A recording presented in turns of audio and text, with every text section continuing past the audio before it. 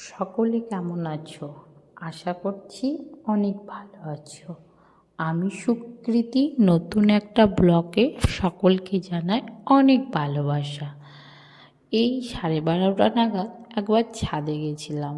স্নান করার পর খুব ঠান্ডা লাগছিল, ওই জন্য ছাদে উঠেছিলাম। তো ছাদ থেকে আমাদের গোটা বহরমপুর শহরটাকে দেখা যায়, সেই জন্য আর এত সুন্দর দৃশ্য না তুলে থাকতে পারলাম না।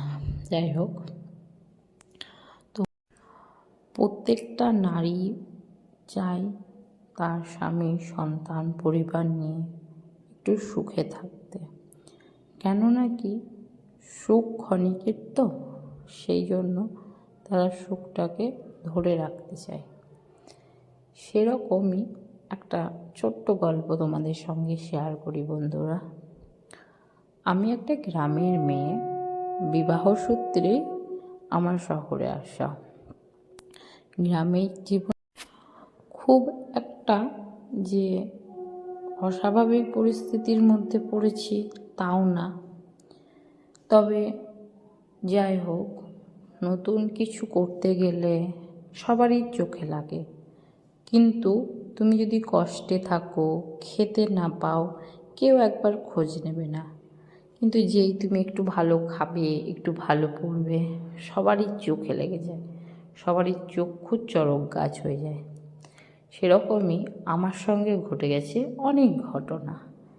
সব কথা তো আর সবার সামনে বলা যায় না, তবু যতটুকু বলতে পারি। কোনো এক সময় আমি থাকতাম একটা ছোট্ট ঘরে, সেখানে খুব কষ্টেই আমি থেকেছি। তখন আমার কিন্তু চারিপাশের লোক কেউ খোঁজ নেয়নি আমি কেমন আছি, কেমন থাকছি। কিন্তু যেহেতু এখন আমি একটু বড় ঘরবাড়ি তৈরি করতে পেরেছি, তার সবারই চক্ষু চড়ক গাছ। এটাই তোমাদের সঙ্গে শেয়ার করার ছিল, যে বনে আগুন লাগলে সবাই দেখতে পায়, কিন্তু মনে আগুন লাগলে কেউ দেখতে পাবে না।